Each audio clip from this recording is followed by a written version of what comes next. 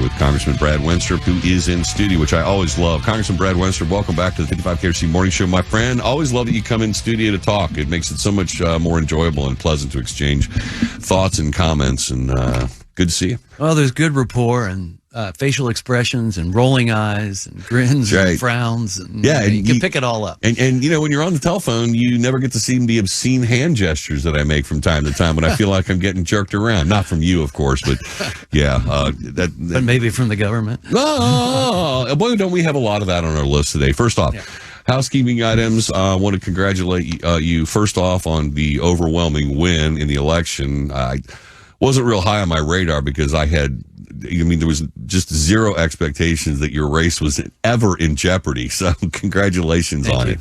But also your retirement. Yeah, retirement from the military. I was waiting for you to let them retirement? Wait a minute. He just got reelected. I sent an announcement to Devin Nunes, and he texted back. He goes, OMG. He goes, oh. From the Army. Read the whole announcement, Kevin, before you start drawing conclusions. Yeah. You are officially, pension now with the Army? Yeah, actually, I was eligible about 4 years ago for that, but there's some things I was working on in military medicine, and the Army was giving me the opportunity to do that with the job that I had. I was still clinical at Walter Reed, and I was just there last week for the last time, officially anyway. Yeah. And the other job that I had, a couple other jobs, I was a consultant to the Surgeon General, and I was medical policy advisor for the Chief of the Army Reserve. So things that never make headlines, I was able to work on to make military medicine function a little bit better, to help us with our training. We've done some things, Brian, where we've combined the military with the civilian sector. You know, just for example, if you are, no matter if you're a lab tech or a surgeon and you're at a medical treatment facility on a base or a post, the speed limit's 15. There's not a lot of trauma coming in. Most of your patients are young, healthy troops. Right. And so when we work with level 1 trauma centers, it allows people to be more geared up for the combat environment when the time comes. That makes sense. I have a very good friend of mine, Chris Juergens, Dr. Juergens. Yeah. General surgeon, and he spent some time with us when we lived in Chicago, and he worked at a trauma center up in Cook County. And yes, you get a lot of experience there. That's exactly. It's just a never ending. It's like you see medical centers the closest parallel you can draw, because that's where all the trauma victims go, the gunshot wounds and everything else. It's like a combat unit. We had a medic from Wright Pat who came into Cincinnati, spent 2 weeks at UC. He said, I did more in 6 years at UC than I've done I did more in 2 weeks at UC than I've done in 6 years at Wright Pat. Yeah. Why? Because he was on air care. He was in ambulances. He was in the emergency department. And so those types of things that have been fun to work on. And I'm going to miss it, but, Fauci's quitting, so there's a job for you. Well, I would be well served, I can tell you. And if not me, I can name quite a few other people. Are you seriously? Are you putting your name into that? I mean, is there a formal submission process? Like, hi, I'm Dr. Brad Wenstrup, and I'd like to be considered for Fauci's role. I don't think this administration would take me on that. No, I get you, but yeah, I mean, there's things I would consider in that vein, Brian, because there's so much can be done. You know, the problem with Fauci was politically biased in many ways, and and we'll see that. We'll see that, and you're already starting to see it. But when we have more hearings and legitimate questioning, he just contradicted himself all the time, and that can only be political in nature. Exactly. And here I have yet another article. They've determined that N95 masks don't work either. Okay. See, thing that always, pardon my French, pissed me off by Dr. Fauci. He was honest to us at least once. That was February 2020, when he admitted that the masks don't do anything. That, putting a T-shirt over your face, the parallel I've always drawn, it's like throwing sand against a chain link fence. Will the chain link fence stop some of the sand? Yes. The rest of it's going to go through the holes in the chain link fence, much in the same way the virus goes through the damn holes in the mask. Scientifically proven, and yet we've been sold this bill of goods, and people still walking around with masks on. I feel sorry for them. Yeah, honesty is always the best policy, and being frank with patients, which is the people of the United States. And the other thing, too, with him, as I said, America needs to hear from someone who's actually treating COVID patients, and he was not. And that, I think, is something that we miss. No, he was busy making COVID.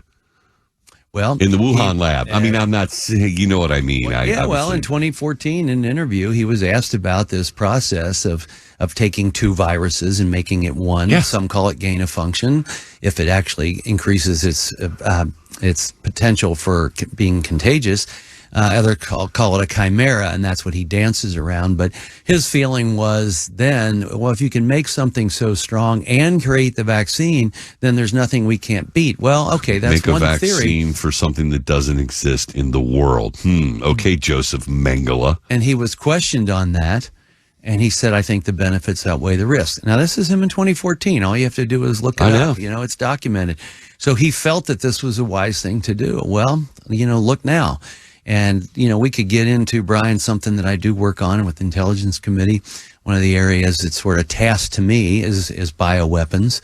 And frankly, that's a concern. I had a roundtable with Rand Corporation and many other experts, and that's a concern. If you can create a virus that kills everyone but you, that's quite a weapon, right? Yes, indeed. That's quite a weapon. And, and this one, interestingly enough, and I'm not suggesting mine for this particular purpose, but on the heels of that statement, this one clearly has an impact among on the weakest among us, elderly and those with, you know, comorbidities, morbidly obese, diabetes, high blood pressure, hypertension.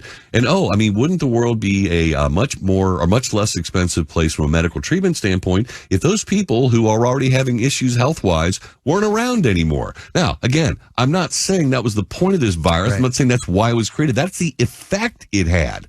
It certainly did. And for China, that's kind of their mantra, right? You know, the state makes them do abortions. Their love for life isn't that strong. No. And they have a huge aging population in China, and really no place or nowhere to put them or do anything with them.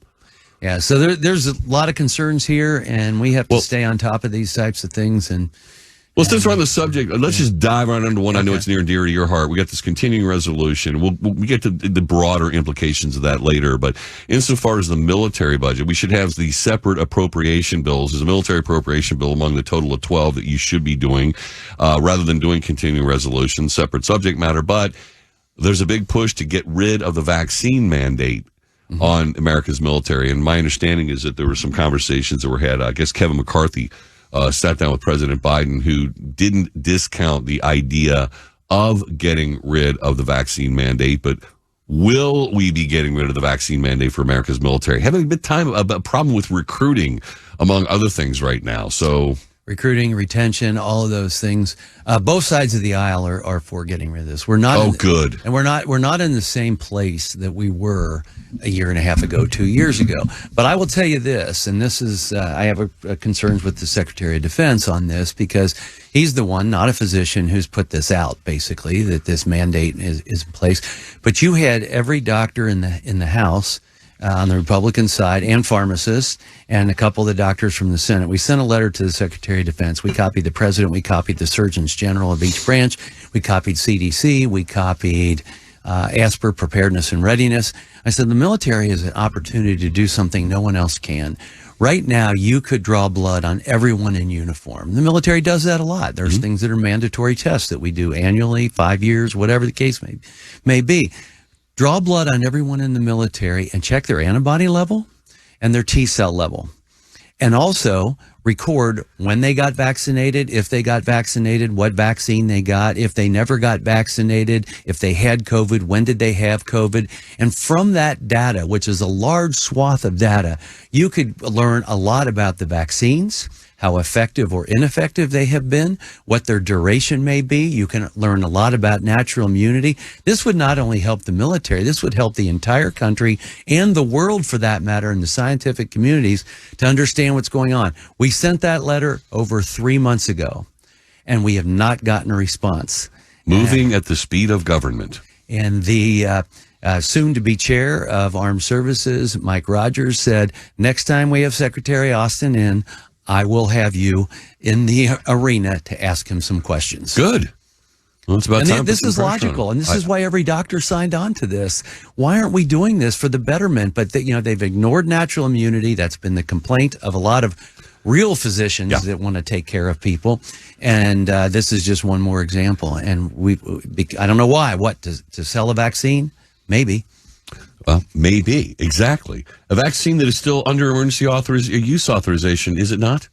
As far as I understand. Freeing the pharmaceutical companies from liability. This is after we've got the biggest, basically, stage 4 clinical trial ever done, which is vaccinating the entire population of the world, in essence. And now we're finding out all these problems that the vaccine apparently has caused, most notably this myocarditis and other heart problems among young people who don't even stand much of a risk of getting harmed by COVID in the first place. And the people making decisions are like school boards, et cetera. I had what is with that? In Scioto County, I had one of the county commissioners. He said, this is going back over a year ago. He said, my son's told he's got to get vaccinated. I said, how old is he? Is he healthy? Yeah. I said, I'll tell you what, get 1 dose of Pfizer. He'll have very broad coverage, and get a note from his doctor saying, this should be enough. And besides, the chance of myocarditis is coming after the 2nd dose. There you are. Oh, that wasn't good enough.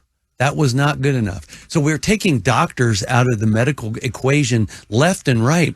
And this is a classic example of it with the mandate. And leaving the decisions to hysterical school board members. Yeah, and when did you not sit down and explain to a patient the benefits and the risk of any treatment that you're getting, any drug that you may be prescribing? Right. That's all being eliminated. Just look at medicine today. People know when they go to the doctor, they're waiting for prior authorization from the insurance company from someone who's never seen you as a patient and knows nothing about you. This is crazy what has taken place in medicine. And Brian, those are some of the things we're trying to reverse. And we've actually passed a bipartisan bill out of Ways and Means Committee to limit prior authorization to expedite care for patients. That is fantastic news. So, tea leaf reading, summing up, insofar as the vaccine mandate on military personnel, you do see it going the way of the dodo then? I do see it going that way, at least in the House of Representatives. If we can continue this through the Senate and get the president to sign off on it, that would be wonderful. But also, let's do the science with it. Amen. All day long on that one. 617 55 KRCD Talk Station. So much more to talk about with Congressman Brad Station. Happy Monday. Congressman Brad Wenstrup in studio for the full hour. We will dive into it now, but there's certainly not enough time in this segment to complete the entire thought process and conversation relating to Twitter's disclosure. We have Elon Musk now showing that, in fact, government, FBI, we have the Biden administration, and we have the DNC actively working with Twitter to suppress, at least we know about the Hunter Biden laptop story. Now, what I found most unusual about this is that in the aftermath of the release of all of this and the acknowledgement now by everybody that is a real thing. The laptop is not fake. The documents on it are real. It's been corroborated by people who were recipients of some of the emails that were sent. There's no question. What they endeavored to do, and this is crazy because the FBI had this laptop hard drive in 2019. They were also spying on Rudy Giuliani and listening to his telephone conversations and his text messages, so they knew, the FBI did, about the exchange between Giuliani and the New York Post. They knew it was coming. This story was going to break in advance of the election. What do? They get all these former CIA defense secretaries, John Brennan, Leon Panetta, Mike Hayden, Jim Clapper, and a bunch of other people to sign on this letter suggesting it is Russian collusion, that this has all the earmarks of Russian interference in our election to inure to the benefit of Donald Trump and to harm Joe Biden. That's a summary of the words that they used. Now, this is when they said it was fake. Everyone knows now that it's all real. And the reaction from the media who are upset about this, because it obviously does not help Joe Biden at all, is to blame the messenger. Mm-hmm. They're attacking Musk and they're attacking the reporter for merely telling us again what was in there and what we've been able to see and know about now for a couple of years. They can't deny the veracity of what's in there. This is the craziest thing about it. What the documents show is that Joe Biden made a crap load of money off of his son and was integrally involved in Hunter Biden's business dealings. Hunter Biden's business dealings were shady as hell to start with. They can't say a word about that now because it's been established as true. So they're running around wanting to shoot the messenger And lo and behold, the FBI was involved in this all along. Yeah, God forbid you go after the emperor, right? And facts are facts. It's about truth, justice, what used to be the American way. And you talk about these former people, CIA, FBI, and they're the same people, Brian, that were part of the Russian collusion narrative against Trump, which was proven to be totally fake and paid for by the Democrats. You see, one of the problems that we have, unfortunately, within the agencies, and look, you talk about FBI, I am not faulting our local FBI agents that are out there pounding the pavement every day and doing a job. I get that. This is at the upper level. And it's really unbelievable. They think they're saving the country with these things. This is what their mentality is. And, you talk about term limits. We need term limits in the agencies. We need to flush out these people that have been there too long.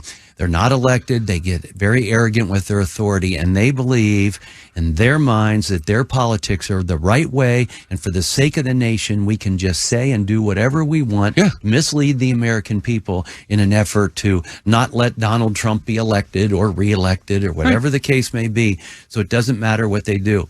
It's not much different than what the Supreme Court did with the amicus brief about whether Pennsylvania actually violated the Constitution by adding 3 more days. Which they did. And the Supreme Court didn't take it up. Why? They didn't want the mayhem that was going to come from a proper ruling saying that they did it wrong. God forbid that our elections are in turmoil. Well, they're in turmoil anyway. So you have this situation right now. It's so unbelievable to me. I never imagined this when I first ran for Congress, that it could be this deep, this bad, and you have a complicit media with it too, right? So they're more than willing, seemingly mainstream media, to carry the message that now Elon Musk is this terrible person. Yeah, well, the most evil white. I'll find the quote. It's some of the stuff is said about Elon Musk because of this is terrific. It's pure name calling. It is not a substantive argument. It is nothing at all about the veracity of what's in the emails. They can't go there because it's true. So kill the messenger. And this is about Joe Biden. Hunter's just part of the equation, right? But this is about Joe Biden being willing to sell his influence and do it left and right. And you don't have to go back much further when he was vice president, and he said to the Ukrainian people that you call off that prosecutor that's willing to prosecute my son, who's on the board at Burisma. You call it off, or I'm cutting off the aid to Ukraine. $1 billion. He said it out loud. We got it on video. Doing exactly what they accused Trump of doing, which he didn't do. Biden actually did. Yeah, I did an interview back then. Somebody said, "Is Donald Trump in trouble?" I said, "Well, if he did what Joe Biden bragged about doing, he should be." But nothing happens to them, nothing. So we're going to move forward, Brian. Well, we've been working on this for a while, but when we get the gavel in our hands, it should make a difference. And you know what? We want to do this with Democrats. We don't want this just to be. I go back to Watergate. That was Republicans and Democrats that were looking into the mischief from the Nixon administration, right? We should be doing this right now. And I hope that those that are remaining in Congress on the Democrat side, that there's at least enough of them that are interested in the truth. And I see that from a couple. We'll continue on this, but I just hope you keep Schiff out of the process. A segment, Brian Thomas here with Congressman Brad Wenstrup. Going to try to get back on time, but our last conversation about investigating this whole endeavor to cover up the Hunter Biden laptop story. Obviously, the FBI is involved. We have multiple facets of that. It just led me to think, Congressman, given all of the areas that are ripe for congressional inquiry. That's just one of them. I'm a little concerned, and I know the media is going to make great hay out of it, if the Republicans just start launching all of the investigations. And I'm not saying any of them aren't worthy of it. It's just there are so many potential avenues down which the Republicans can go, much in the same way the Democrats did with this nonstop investigation of Donald Trump for every made-up thing under the planet. Are you worried that this is going to be overwhelming, that the media is going to make hay out of that? Like, oh, they aren't doing anything. They got no message. They're not going to do anything but me. There's got to be some strategy sessions going on behind the scenes to deal with this. So where are we on that, at least insofar as you see it in the next Congress? Yeah, there's been a lot of conversation about that. And if you look at the last year in the House anyway, we set up these task forces all about policy, not about investigations. They were about coming forward with policies on energy, policies on health, and issues that really the American people are concerned about. Policies on our supply chain, policies on fighting inflation, and not just naming a bill to be against inflation, but actually fighting inflation. You know, those types of things that we're going to move forward with, and at least in the House of Representatives. Hopefully we can garner support in the Senate and have a president that says, yeah, I guess some of this does make sense. Yeah. We have a lot of responsibility to change policies that have been harming America that have come forward, especially in the last couple of years. So we've worked on that, and I think that that's going to be a highlight. But really what we found, the American people want, overwhelmingly, not just Republicans, but they want a government that's accountable. They want a government that actually answers questions about what they are doing and why they're doing what they're doing. And so it's an important component going forward if there's ever to be any trust in the government, which is difficult to come by, especially in light of all the things that we're finding. So it's got to be a combination of both, of moving forward with good policies that benefit the American people, that are the kitchen table things that are on people's mind. We've got to move forward with those things, and we intend to. We hope to get our appropriations bills done on time, all of those types of things, Brian. But the investigations, per se, how about just accountability? Oversight somehow become a nasty word when it's Republicans, right? But it's really accountability. To put an exclamation point on it, you told me off the air, this is a conversation we've had before, that endeavor to overthrow the government, the real one, when the gunman tried to kill all the Republicans at the baseball game, that would have flipped the balance of power in Congress had he been successful, that they labeled suicide by cop. You know damn well the guy had a list of members that he wanted to kill. He had planned the attack. He knew there were no police around, so the idea of being suicide by cop, all of this is well known. You asked for the records on that. Who made the decision to call it suicide by cop? You've asked for that. You are responsible for oversight. They still haven't given you anything. No, they haven't. And they gave us little bits and pieces, but not who did it and how did you come up with this. Christopher Wray changed it after he was publicly embarrassed in an open hearing. Yeah. And I spelled out the events of the day and the fact that they never talked to any of us that were there. But we found out that who was in charge of the FBI at that time? The same man who was involved with the FBI involvement with the so-called Russian collusion. So politicized, maybe. Yeah. Okay. Well, when you're in power, coming after January, you're going to subpoena that, and you're going to find out.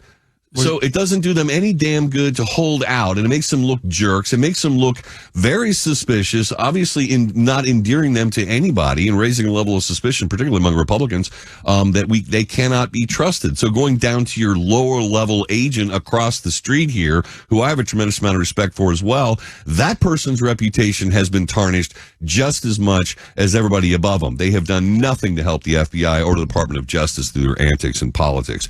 More with coming time Congressman Brad Wenstrup for the entire 6 hour. Unless I can convince him to come in and stay around for the 7 o'clock hour. But in the meantime, real quick, I just have to ask about this whole tax thing. Donald Trump's taxes are the subject matter. I guess the Democrats have been pulling their hair out over trying to get his tax returns. Last time I checked, IRS, they can ask for my tax records, or your tax records, or any damn person's tax records in the country. If you're doing business here, you're paying into the tax system, they have the right and access to do them. They can audit me or you or anybody else any damn well time they want. Mm-hmm. Same thing goes with Donald Trump. All the years he was in business, buying real estate, selling real estate, going bankrupt, coming out of bankruptcy, they can audit him anytime. What is the issue here? Well, so this is interesting because, as you know, for the past 4 years, longer than that, they've been trying to get Donald Trump's tax returns. And he would say, well, I'm under an audit, and, so that's where we are. So let the audit play out. But this Supreme Court, this action, almost an inaction, they effectively grant the majority party in this case, I guess in either chamber, it grants them the ability, a nearly unlimited power to target and make public tax returns of their political enemies. And so we can expect to see maybe political figures, private citizens, or even justices of the Supreme Court themselves as targets of this. I think it's a huge mistake going forward for the United States and privacy, et cetera. But isn't it the IRS's job, not the job of Congress or some investigative subcommittee, oversight committee, or whatever, to do this work? So here's what they did. There is a procedure of presidential audits. When you're a president of the United States, there's an automatic audit, and but that can stay right within the IRS. Exactly. Right? But they just do that.